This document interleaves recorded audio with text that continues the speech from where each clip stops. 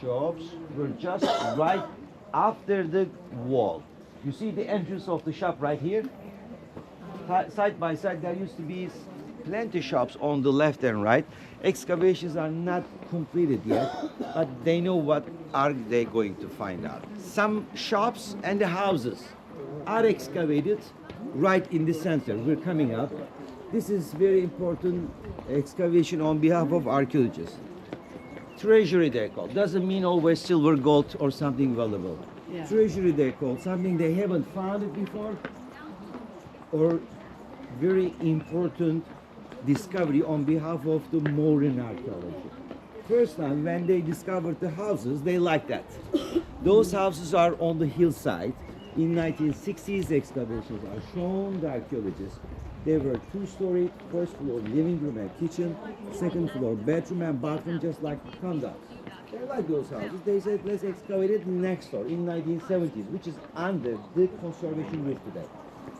When they started dug the dirt out, they were surprised and shocked because those sizes of the houses are 4 or 5 times larger than the ones they found it next door.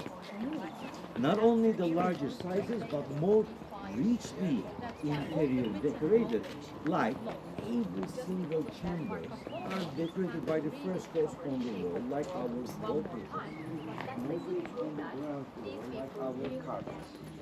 Then they said, hallelujah, we found the Beverly Hills of Ephesus. Although from a distance they really don't look like it, but the way they build, the way they decorated, and the way they live, really something.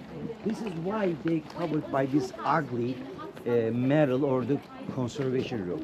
Because this time they didn't want to get this interior decoration into indoor museums.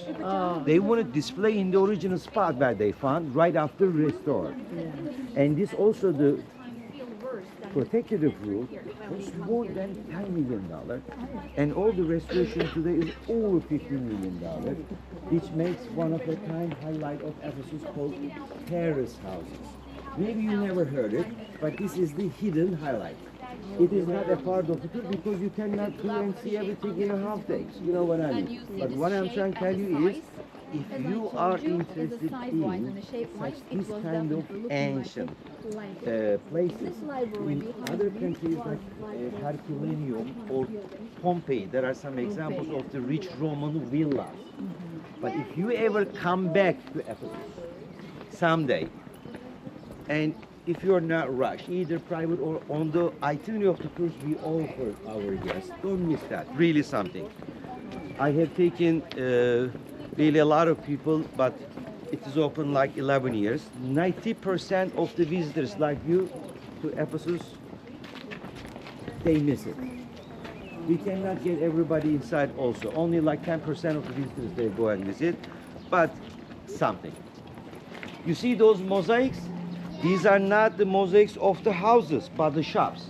What I said, since the gate called Hercules, on the left and right, there used to be stores. So these are like duplex shops and then duplex houses.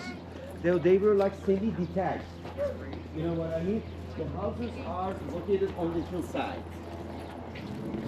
Only the first line of the houses is on shops. And those mosaics that you see, 1500 years ago, built by the people of Ephesus. Even though no protection from the heat of the sun, cold rain of the winter. Can you see the colors are quite well preserved, it came to life. Colors are not much fading, although it is covered up by dust on top right now. If you ever wash that, then you realize still the beautiful color come along. Why? Because they use the natural dyeing technique.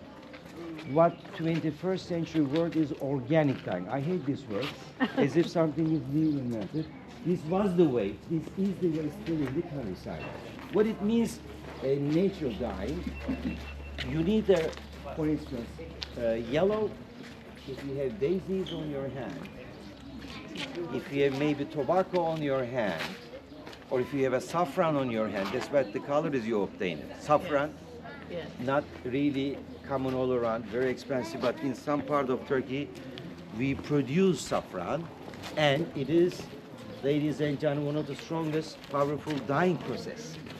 You like blue, indigo plant. You like brown walnut shells or chestnut, for instance. So that means natural dyeing. And the countryside people is called vegetable dyeing. Oh, Then last long centuries. plant based. Hallelujah. Ladies and gentlemen, are you enjoying your time? Yes. You know, you're very lucky to being early in the morning, not hot, not busy, Yes. not crowded. Yeah. And one of the famous temples discovered and stood up from ground up is the one next to me. Come closer, Temple of Hadrian. You guys, you go to Athens, Arch of Hadrian, Gate of Hadrian. You go England, Walls of Hadrian. In Europe, Villa of Hadrian, Library of Hadrian, Temple of Hadrian. He who made more mileages than the many others. And this also the temple dedicated to him. Arch, having a special engineering between the stones, no material, and all the stone on both support the one in the middle. What is called the keystone, which has the relief in the middle, Tyche, who is the goddess of fortune, Fortuna. Right back on top of the gate, you see this semicircle pediment. One of the three gorgons has snake hairs and evil eye, and according to myth, look at her eye, turn the stone. What was her name? Remember? Medusa. Oh, Medusa. So what is the reason Medusa is in the middle of the temple of Hadrian, like a curse, Oh, protector? right there. Sometimes she's in other buildings we come across. In the culture of us, what we call it, evil eye. Keep the evil spirit away. Very similar also the perspective. You better not look at the face of her, ladies and gentlemen. Those stores that you see around used to be the tourist of yesterday who didn't get my advice. I see light, sparkling light in the bottom. Is it because of night they have light? Yeah, we have the special lighting for security, plus Ephesus is open at night. Oh, Very recently, it's a new project. Ladies and gentlemen, creme de la creme. Look at the beautiful facade building down there. 1,800 years ago, ordered to build as a library. It was the third biggest library in antiquity, they say, after Alexandria in Egypt, Pergamon in Turkey. In Alexandria, papyrus. In Pergamon, parchment in